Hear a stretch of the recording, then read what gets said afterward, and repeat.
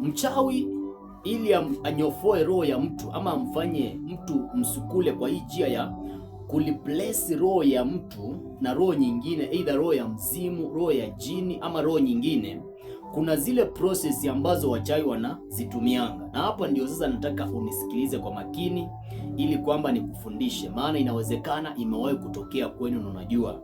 Bwana Yesu asifiwe sana.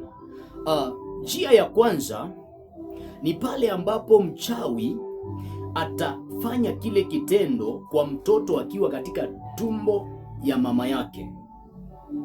Hao ni wale watoto ambao wakizaliwa ama katika habari za kuzaliwa kwao, utashangaa kwamba mama alienda kwa mganga ama baba wakiwa na mama walienda kwa mganga wakafanyiwa mambo fulani na mganga.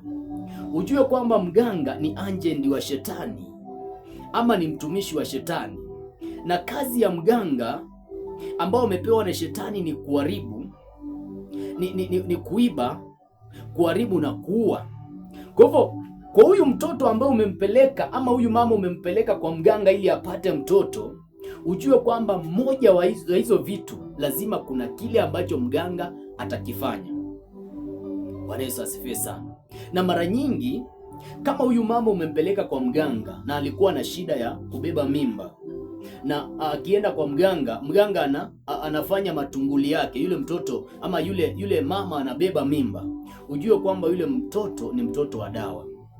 Yule mtoto ni mtoto ambaye amekuja duniani ili kufanya kazi ya kishetani ambao ni kuiba, kuharibu na kuua. Na unashangaa kwamba watoto kama hawa wakizaliwa mara nyingi ndio wale watoto ambao watalia sana, mpaka anapewa jina fulani ambao ile jina ukiangalia itakuwa ni jina aidha ya babu yake alikuwa anaabudu mizimu, ama jina ya joka ambaye yule joka alikuwa anaabudiwa kama mzimu kwenye familia, ama jina ya mrogi ama mchawi fulani kwenye familia. Bwana Yesu asifiwe sana. Haleluya. Ukisoma kwenye kile kitabu cha Yeremia mlango wa 1 na mstari wa 5, maandiko yasema kabla haujazaliwa nalikujua. Huyu ni Mungu anamuongelesha Yeremia. Anamwambia kabla haujatoka tumboni nalikutakasa. Hakukuwa na umuhimu wa Mungu kumtakasa Yeremia akiwa tumboni ama akiwa bado hajatoka tumboni. Kama Yeremia hakuwa na uchafu, na ule uchafu alikuwa nao ulikuwa sio uchafu wa kutokuoga, ulikuwa ni uchafu wa kiroho. Kwa hivyo kuna watoto wengine ambao wanapagawishwa na mashetani, wanawekangwa mashetani wakiwa katika tumbo za mama zao. Ndio maana Daudi kwenye kile kitabu cha Zaburi 51 mstari wa 5 anasema ya kwamba anasema kwamba nalizaliwa katika uofu.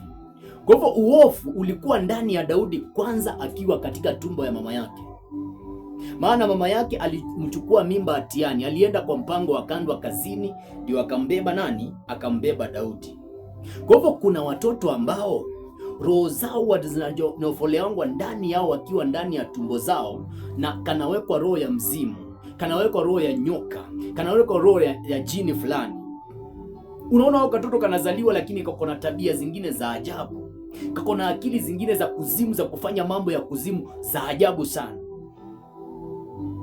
Bwana Yesu asifiwe sana. Haleluya. Kwa hivyo process ya kwanza ambao mchawi anatumianga ni pale ambapo atamlocate mtoto akiwa katika tumbo ya mama yake. Ndio maana utasoma kwenye kile kitabu cha Matendo ya Mitume mlango wa 3 na mstari wa 6 utakutana na mtu mmoja ambaye alikuwa anaishi mlango unaitwa Mzuri. Kina Petro na Yohana wanaenda hekaluni kusali. Yule jamaa alikuwa amekaa pale hekaluni miaka yote akiwa ombaomba, na alikuwa anaomba sadaka. Sasa maandiko yasema Petro na Yohana, ama Petro akamkazia yule mtu macho, akamwambia dhahabu na fedha hatuna, lakini tulicho nacho tutakupa. Kwa nini Petro alimkazia macho yule kiwete? Kwa sababu aliangalia akaona huyu mtu pamoja na kuwa alizaliwa akiwa kiwete, lakini ile roho ya uwete ilimpagaa akiwa katika tumbo ya mama yake. Inawezekana yule mama yake alikuwa ni mama wa ovyo, alikuwa ni mama ambaye hakuwa muombaji. Sasa yule kijana akazaliwa akiwa kiwete, akaamini kwamba yeye ni kiwete. Kumbe ile roho ya uwete ilimfanya kiwete akiwa katika tumbo ya mama yake. Ukisoma kwenye hiyo kitabu cha Matendo ya Mitume 3:6, maandiko yanasema huyu mtu alizaliwa akiwa kiwete tangu tumboni mwa mama yake. Ndio maana utaona kwamba kuna watu ambao wamezoea hali ambazo wako nazo. Ukimwambia kwamba twende ukaombewe, anakuambia mimi nilizaliwa nikiwa hivyo.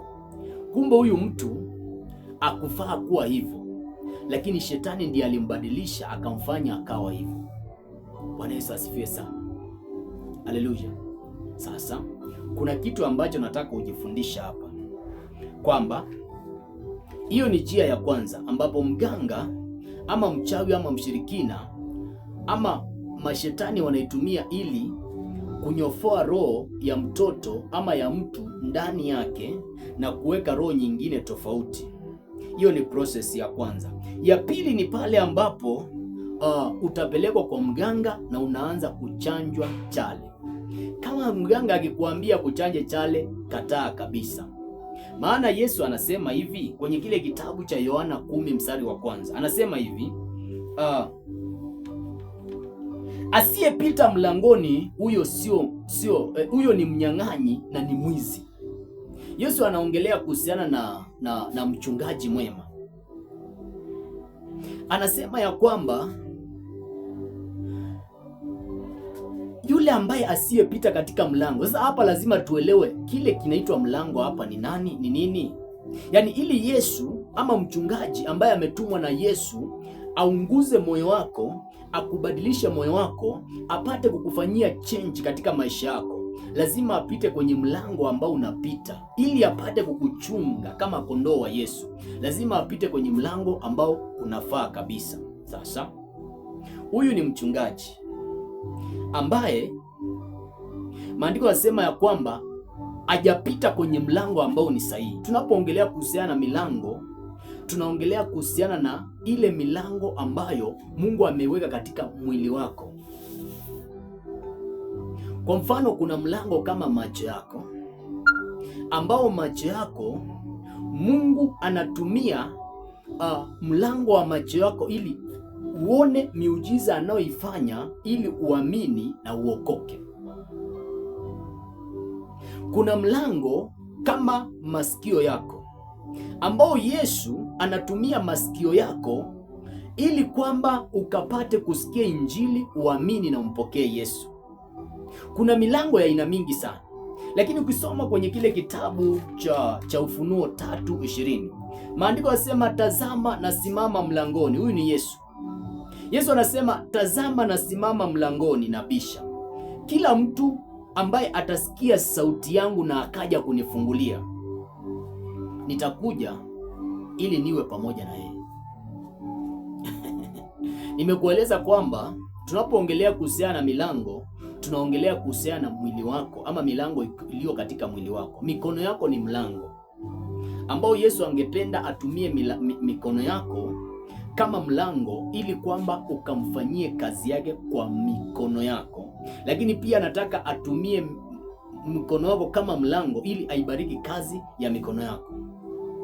Miguu yako ni milango ambao ule mlango Yesu anautumia mguu wako kama mlango ili uende kueneza injili ya Yesu Kristo, ili ukapate kumbeba Yesu ukampeleke kwa yatima, ukampeleke kwa wajane. Mdomo wako, hii tumbo yako ni mlango ambao Yesu angependa atumie kama ni mwanamke labda, ukapate kuzaa watu kama Yohana, watu kama Samueli, watu kama Daudi.